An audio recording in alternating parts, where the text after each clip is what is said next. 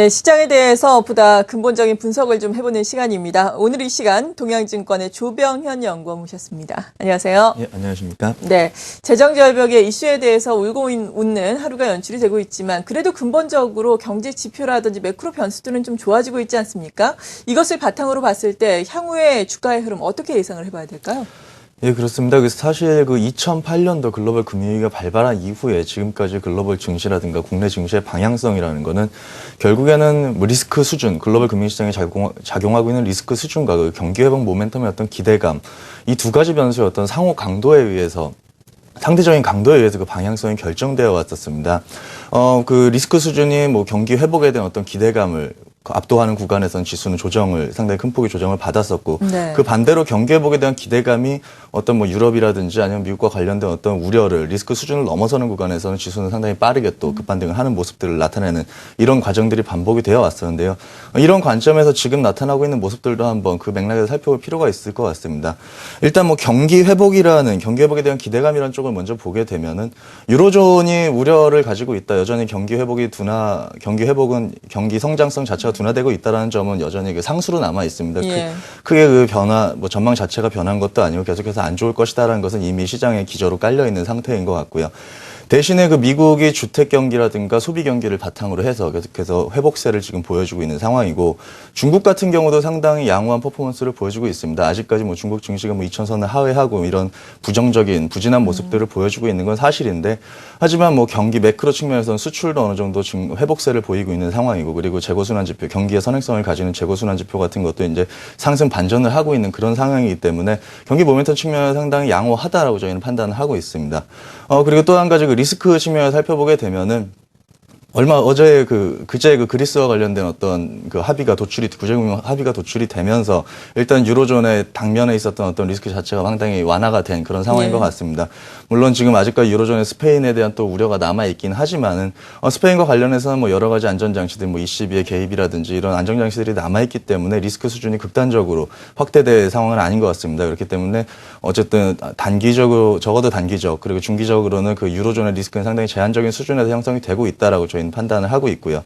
남아있는 건 재정절벽에 대한 우려인데 이 부분은 사실 조금 더 상황을 지켜봐야 할 것 같습니다. 다만 어쨌든 그 미국 경기를 후퇴시키는 거는 공화당 쪽에서도 원치를 않기 때문에 어쨌든 극단적인 시나리오로 흘러갈 가능성은 상당히 제한적이다라고 하면은 글로벌 금융시장에서의 리스크 수준이 예전에 뭐 2011년 8월이라든지 이런 상황만큼 극단적으로 재차 확대되는 일은 없을 거라고 보고 있습니다.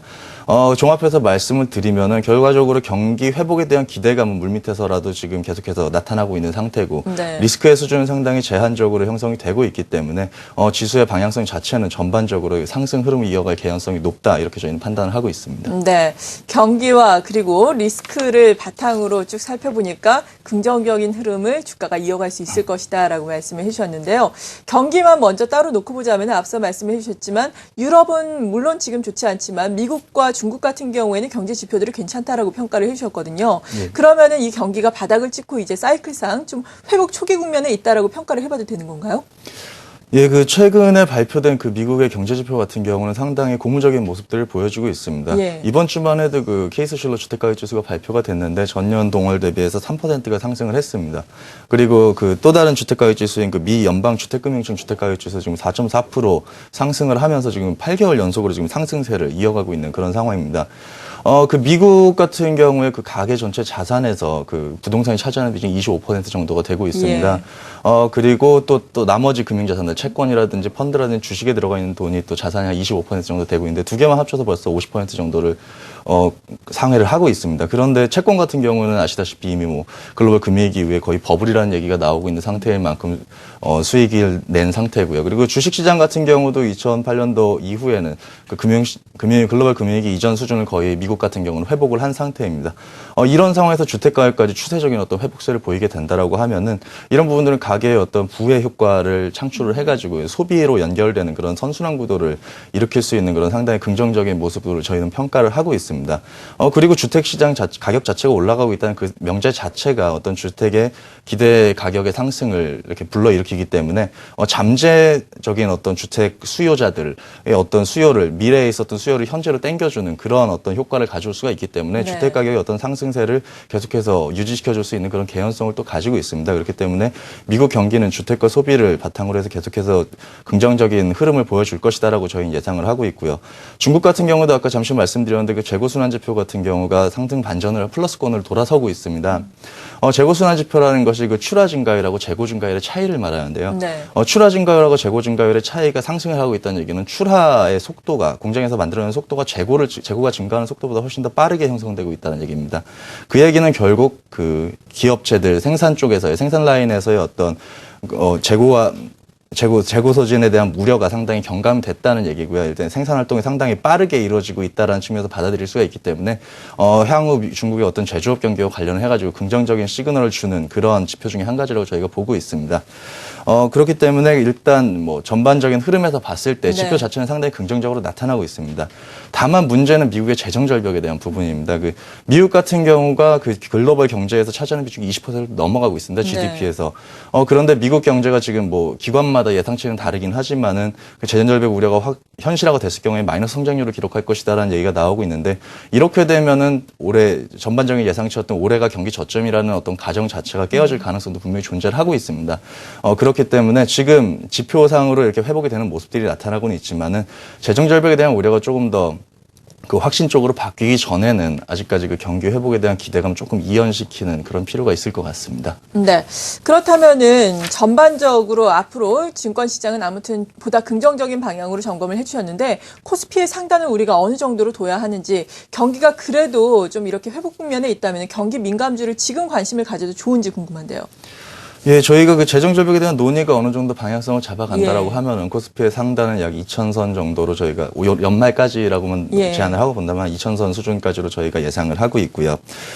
경기 민감주에 대한 판단은 그렇습니다. 지금 최근에 나타났던 한번 지수 업종별 움직임을 살펴보게 되면 27일 같은 경우에 움직임을 살펴보게 되면은 그 재정 절벽 관련된 별다른 이슈가 없었습니다. 그날은. 그 대신에 그리스와 관련된 합의가 유로존에서 타결이 됐다는 뉴스가 전해지면서 지금 네. 지수가 상승세를 보였고 그날 상승했던 업종은 뭐 조선이라든지 기계라든지 건설, 자동차 같은 어떤 경기 순환적인 어떤 저점에서 강한 탄력을 보이는 그런 업종들 거기다 가격 메리트까지 가지고 있는 그런 업종들이 재빠르게 반등을 하는 모습을 보였습니다. 그런데 문제는 그 다음 날이었습니다. 네. 그리스 효과가 하루 만에 끝나버리고 그 다음날 재정 절벽과 관련된 어떤 논의가 불확실성을 가지고 있다라는 그 민주당 의원의 발언 이슈가 되면서 지수가 하락세를 보였는데 그 전날 올랐던 업종들을 중심으로 해가지고 그대로 다시 빠지는 그런 모습들이 나타났었습니다.